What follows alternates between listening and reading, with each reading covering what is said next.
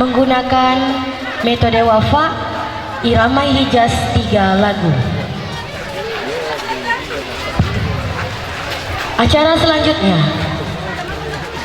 Tausiah Muharram 1444 Hijriah oleh Al-Mukarram Al-Ustadz Haji Masriyadi Hasan LC MSA dan ditutup dengan doa.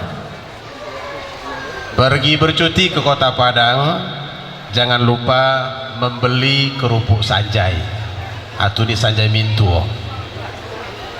Kalau Pak Wali sudah datang, insya Allah semua urusan itu bisa selesai. Kan beliau tinggal tanda tangan. Dan ini untuk kita semua ke Kota Baru naik sepeda, menyeberang kali pakai rakit. Semoga di tahun baru Hijriah kehidupan kita menjadi lebih baik. Tidak ketinggalan untuk tamu kita yang dari Seremban, ada juga pantunnya. Ini kalau banyak yang hadir dari luar negeri akan lebih banyak lagi pantunnya. Pak Kiai memakai surban, di pagi hari makan lontong pecal, jadi agak merakyat sedikit Pak Kiai ini. Karena hadir tamu dari Seremban, acara ini jadi lebih spesial. Bismillahirrahmanirrahim. Assalamualaikum warahmatullahi wabarakatuh. Ini sudah kelihatan capek dan agak ngantuk karena memang cuaca kita panas.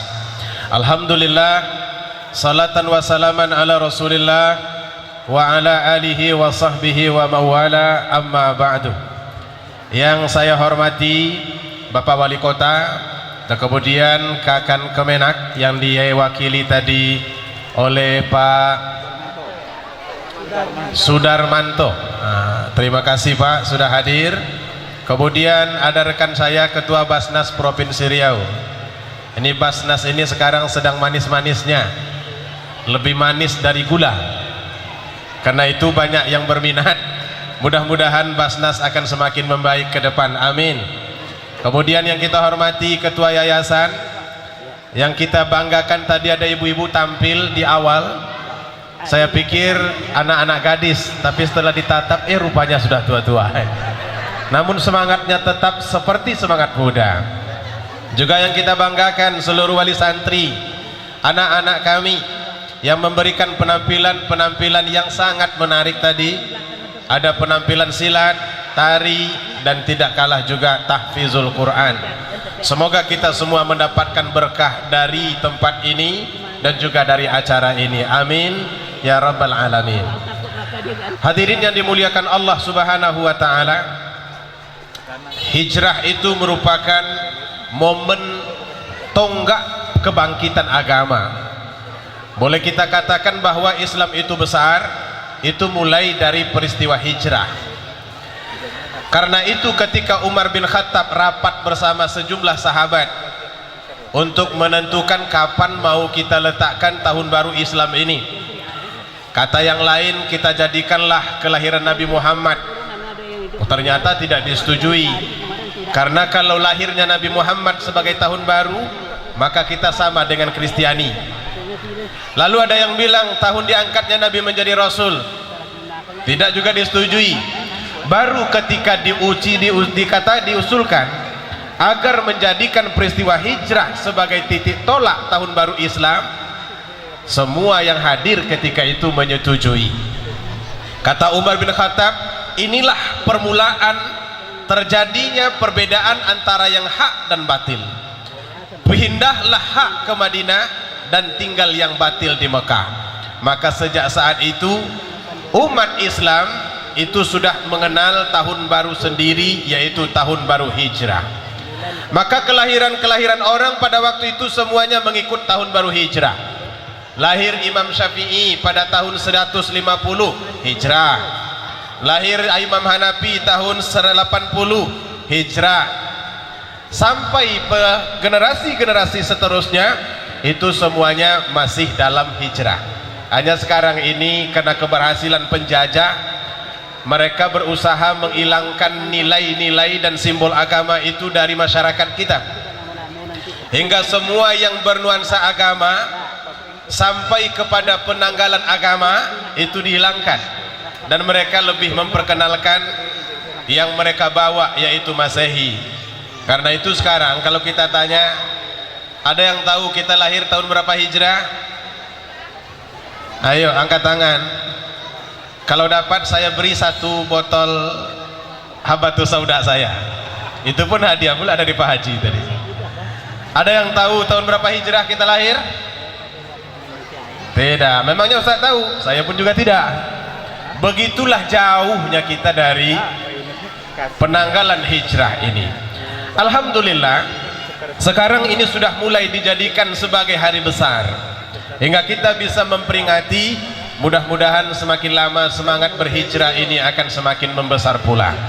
Hadirin yang Allah muliakan, saya tidak akan bercerita bagaimana peristiwa hijrah itu terjadi. Cuman kita akan berikan dan ambil nilainya. Setidaknya ada 5 prinsip nilai di situ yang mesti kita pelajari. Pertama, untuk mencapai satu hal yang luar biasa, mesti kita mulai berusaha untuk berubah. Jangan statis, karena kalau kita statis tak ada perubahan, maka kita tidak akan pernah bisa mencapai hal-hal yang lebih baik. Dulu tempat ini katanya semak belukar, kemudian diusulkan untuk menjadi madrasah atau sekolah. Hari ini kita sudah lihat, walaupun gedungnya masih batu bata, tapi berada di dalamnya itu adalah ahli-ahli yang akan membacakan Al-Quran. Setiap Al-Quran yang dibaca mengalir orang-orang yang menyumbang batu bata itu kepada mereka. Satu hadis, satu kalimat Al-Quran, la aqulu alif lam mim harfan, aku tidak mengatakan alif lam mim itu satu huruf, bal tetapi alif satu huruf, lam satu huruf, dan mim satu huruf. Walikulli harfin asyara, setiap huruf ada 10 kebaikan. Coba hitung batu bata itu berapa banyak. Ada di antara kita yang meletakkan batu bata, ada juga yang memasangkan jendela, ada juga yang membuatkan pintu. Semuanya itu akan bersaksi kelak tentang apa yang sudah kita beri. Hanya sekarang ini yang menjadi tugas kita, nggak enak memang pandangan mata kita.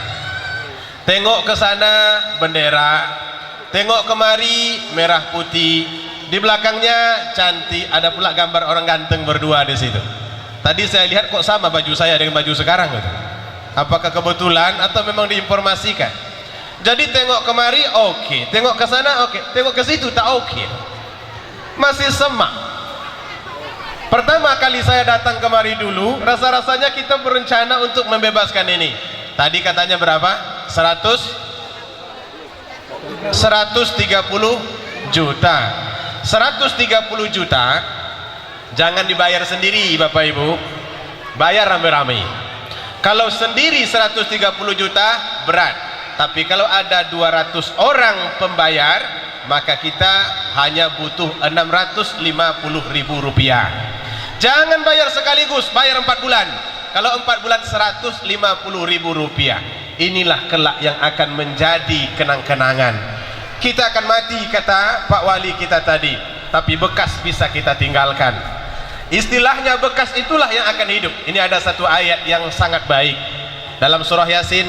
Yang selalu baca surah Yasin silakan diikuti.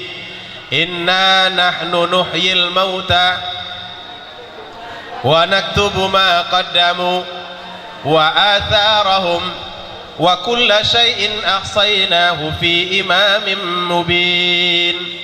Surah Yasin ayat. Nah itulah masalahnya. Apalagi maknanya.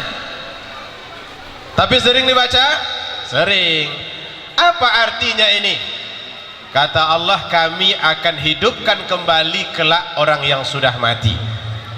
Lalu kami tulis apa yang pernah mereka perbuat, dan kami tulis pula bekas-bekas yang telah mereka tinggalkan.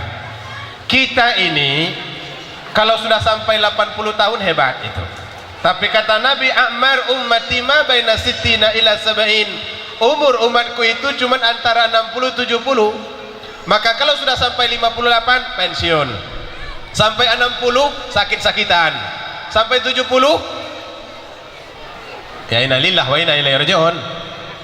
Habis badan, hancur raga, tapi kenang-kenangan ini akan tetap tinggal. Berdirilah bangunan di atasnya, duduk anak-anak kita di dalam, mempelajari Al-Quran, membaca Al-Quran, setiap huruf yang dibacanya mengalir kepada orang yang berwakaf, itu nilainya.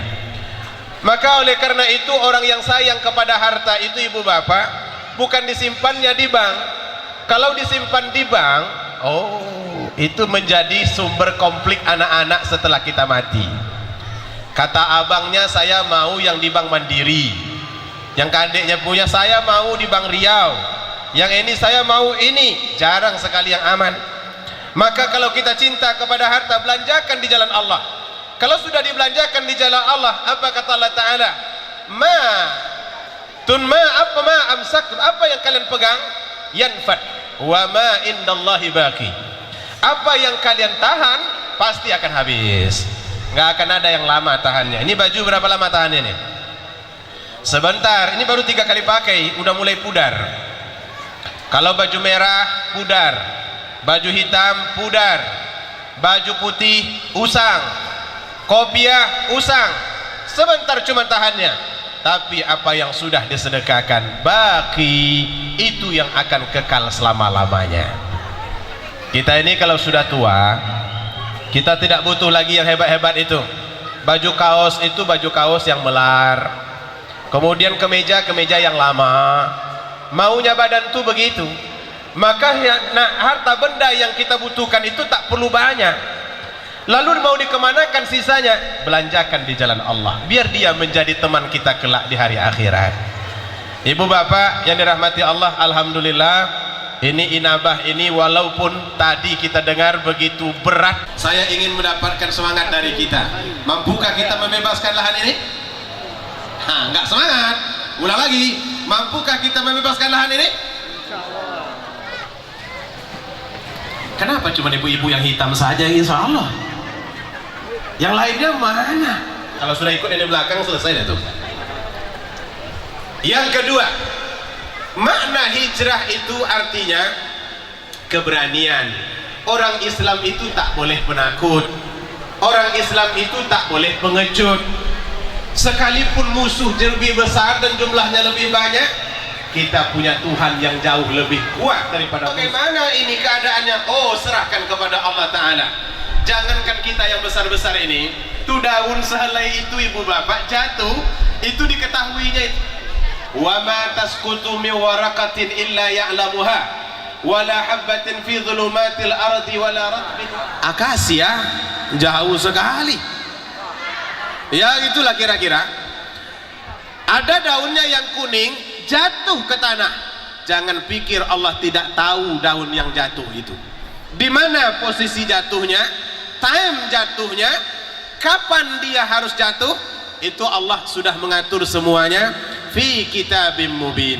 Jadi kita yang hadir ini pun merupakan Nabi ketika dia dikepung mau hijrah itu rumah beliau itu ibu bapak padat oleh orang yang bersenjata, yang pakai pedang, pakai tombak.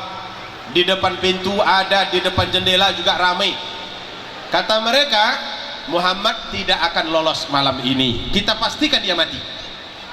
Tapi beliau ini bukan sendiri, beliau diberikan perlindungan oleh sang pemberi perlindungan. Dibisikkan oleh Jibril, Muhammad, malam nanti engkau sudah boleh hijrah ke Madinah. Karena dengan cara mengantuk itu engkau akan bisa lolos. Menurut hitung-hitungan security itu tidak bisa.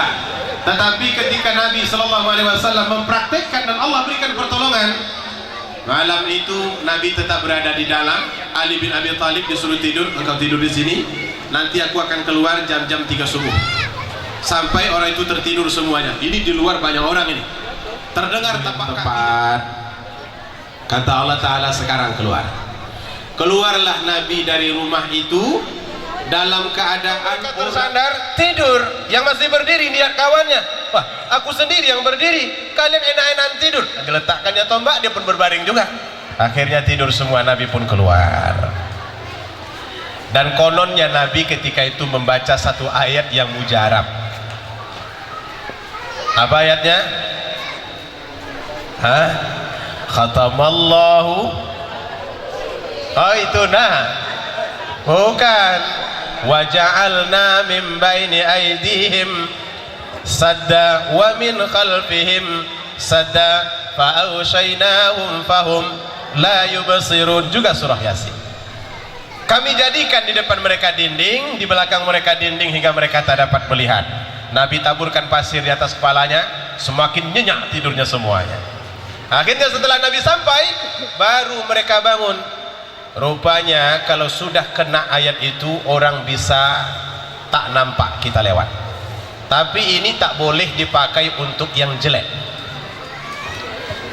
3 hari tak pulang-pulang ke rumah istri tua, karena takut ditanya pakai ayat ini. Insya Allah nggak mempan, tetap kena palang pintu. Atau ada polisi razia, kita nggak bawa helm, baca juga ayat itu dengan harapan nanti nggak kena tilang. Itu biasanya nggak mempan, tetap saja kena tilang. Saya pernah nyoba Bapak Ibu, saya berceramah di Rumbai, ternyata ada razia, SIM saya mati. Lesson bahasa kitanya Pak Haji, SIM saya mati. Saya teringat, wah SIM mati, ini ada razia. Kata istri, ayah buka sajalah pinjam dari pintunya, kaca mobil. Akhirnya dibuka. Sebelum sampai, ayo kita baca surah Yasin itu. Apa bunyinya tadi? Wa ja'alna min baini aydihim sadda wa min khalfihim sadda fa'aghshaynahum fahum la yubsirun. Ini yang bacanya Ustadz ini Bapak Ibu. Biasanya lebih makbul ini. Begitu sampai dekat itu tempat pemeriksaan, prit, langsung disuruh ke tepi. Dalam hati, kok nggak mempan ayat tadi ya? Buka pintu Ustaz, buka pintu. Dia belum tahu kalau saya Ustaz. Saya buka pintu untuk pakai sorban. Makanya nanti kalau ada polisi, rajin-rajin pakai sorban. Itu bebas itu nanti. Begitu dibuka, ditengoknya saya, Ustaz ya? Oh ya, saya bilang. Orang panggil saya begitu, boleh diminta lesson atau SIM. Pura-pura saya mencari SIM-nya lama, padahal SIM itu ada di dalam. Saya kasihkan ke TP, ini terimanya pula. Oh, Ustaz Mas Riyadi? Iya. Pernah ngisi ceramah di masjid kami. Kalau sudah begitu pertanyaan polisi, insya Allah lewat. Itu kunci pertamanya terbuka. Tapi ini nggak berlaku untuk Freddy Sambo. Bapak Freddy Sambo tetap saja diproses. Pernah Ustaz ceramah di masjid kami? Pernah, walaupun masjidnya belum saya tahu. Masjid kami Masjid Ar-Rahim. Mana Ar-Rahim satu? Banyak Ar-Rahim. Akhirnya disebutnya masjid kami berada dekat Arhanud katanya. Di belakang Arhanud itu, di situ masjid kami. Dan saya salah seorang pengurusnya Ustaz. Dalam hati terbuka yang kedua. Gak mungkin pengurus masjid menilang Ustaz yang diundangnya. Akhirnya dikembalikannya ke saya KTP. Silakan Ustaz, hati-hati dalam perjalanan. Nggak diperiksanya saya lagi. Baru kemudian dalam hati, mempan juga ayat tadi rupanya. Nah, ya, ibu-ibu, bapak-bapak, Nabi bergerak itu semuanya penuh keberanian. Ali di dalam berani menantang maut. Nabi berani berjalan hanya berdua dalam ukuran 12 hari. Berani orang-orang yang membantu Nabi, dan berani pula orang-orang yang berada di Madinah untuk mendapatkan ancaman terbaru. Jadi umat Islam itu mesti berani berbuat, berani kita action. Jangan hanya retorika, jangan hanya sekedar ucapan-ucapan tapi tidak ada aksinya. Itu yang kedua. Yang ketiga, perlu pengorbanan. Untuk menjadi lebih baik itu perlu berkorban. Nggak ada istilahnya kebahagiaan tanpa pengorbanan. Nggak ada kesuksesan yang bisa kita raih tanpa pengorbanan. Ini nggak akan pernah jadi kalau tidak orang-orang yang berwakafnya berkorban. Siapa pewakafnya tadi Pak Dino? Masya Allah. Belum apa-apa dari Seremban tuh. Nanti ada lagi insya Allah. Ada lagi yang lain tadi berwakaf? Ada. Tadi berapa hektar Pak? 3 tadi itu yang diangkat. 3,5 hektar. Saya ingin bercerita dengan tuan-tuan. Dulu saya belajar di Mesir. Di Mesir itu universitas yang paling besar itu Al-Azhar. Itu dulu hanya masjid. Yang dibuat di situ pengajian-pengajian halaqah-halaqah kecil. Diajar oleh para ulama-ulama hebat. Lama-lama dia berkembang dan terus berkembang. Akhirnya muncul ide, kalau begini ramainya jemaah kita, kita mesti bangun gedung agar mereka bisa belajar di dalam ruangan. Akhirnya bangun 1 gedung, bangun 2 gedung, bangun 3 gedung, dan seterusnya. Hari ini 500.000 pelajarnya berasal dari seluruh dunia, gratis itu. Tidak ada satupun yang bayar. Saya belajar 4 tahun di sana, dapat gratis saya. Dapat beasiswa lagi. Beasiswa itu juga berasal dari dana-dana wakaf yang telah diberikan oleh hamba-hamba Allah yang baik. Apa yang tidak bisa membanggakan kita kalau seperti itu? Ini juga bisa. Kalau sama-sama kita bangun, maka kita akan bisa. Tapi perlu pengorbanan, perlu mengungkai sedikit rasa cinta terhadap harta. Bagaimana supaya ia bisa bermanfaat? Ibu bapak yang dirahmati Allah, kembali kepada harta tadi karena terkait dengan pengorbanan. Harta kita itu ada 3 jenis. Pertama, ma akalta fa'ablah. Apa yang sudah dimakan maka tahannya sebentar. Kalau kita makan jeruk itu sekarang, nanti malam keluarnya bukan jeruk lagi. Percaya? Kalau masih jeruk juga keluarnya, ibu bapak sedang bermasalah besar. Cuman tahannya 6 jam. Dan yang kemudian kata Nabi, ma talbisu, apa yang kalian pakai, fa'afnaita, maka itu semuanya akan usang. Ini baju-baju kita ini gonta-ganti, gonta-ganti. Hari ini coklat, besok bertukar lagi, tahun depan nggak bisa dipakai lagi. Karena itu ibu bapak, harta benda kita itu, satu yang sudah lewat, yang kedua yang sudah dipakai. Kalau kita punya baju banyak, jangan disimpan-simpan, pakai cepat. Jangan letakkan dalam lemari. Ini kapan pakainya mak? Nantilah ketika hari raya. Iya nanti kalau sampai usia di hari raya. Kalau tidak jadi harta warisan.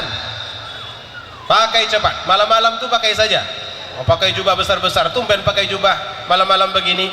Kata Ustaz Mas Riyadi tadi, yang punya kita itu cuma yang sudah kita pakai. Dan yang ketiga, harta benda kita itu mata sadaqta, apa yang sudah kita sedekahkan, fa'abqaita, itu yang akan kekal selamanya. Hadirin yang dimuliakan Allah Ta'ala. Kemudian yang keempat, nilai dari hijrah itu adalah perjuangan. Perlu kita berjuang. Menegakkan agama ini tidak mudah. Banyak tantangan yang akan kita hadapi.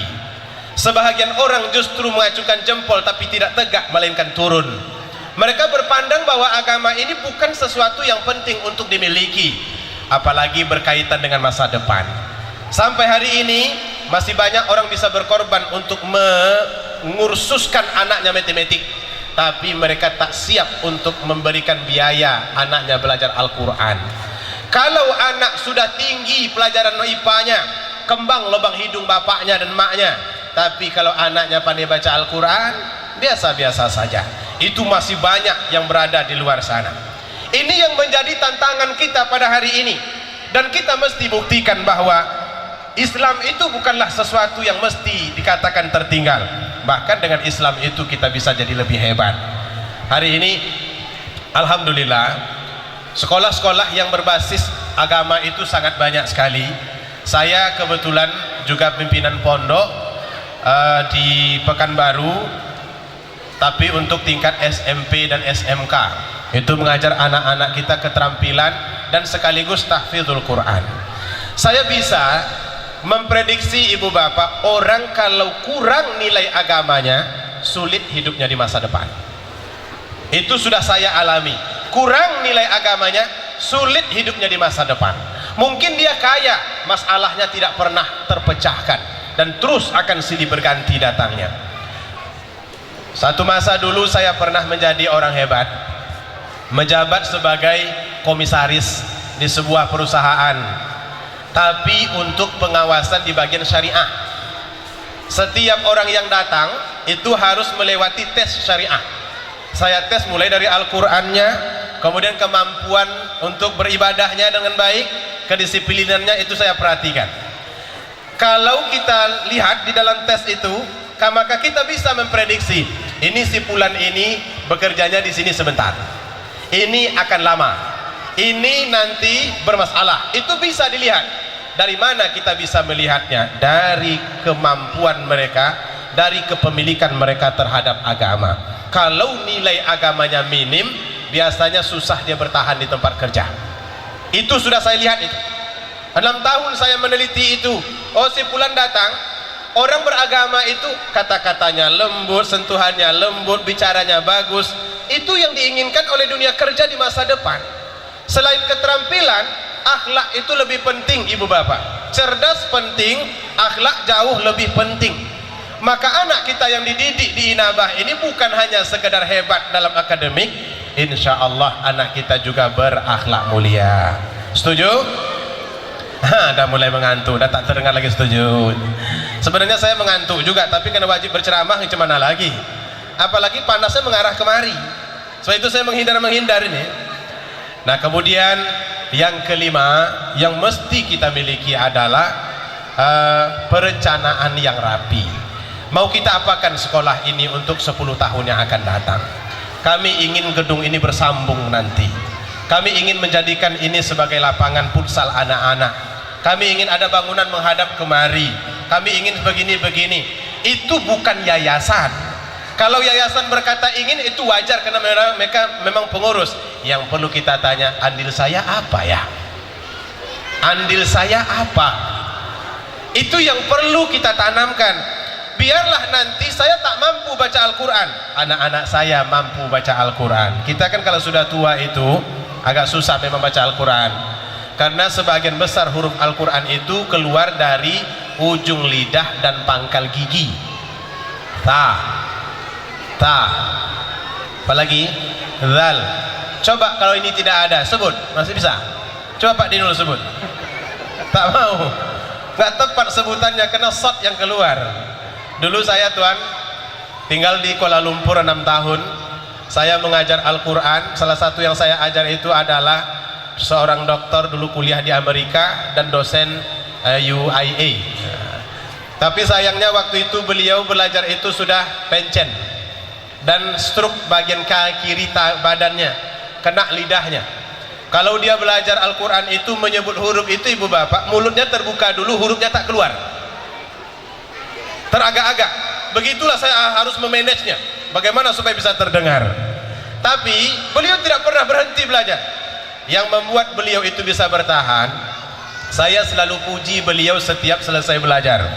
Karena beliau bertanya, Ustadz, macam mana bacaan saya?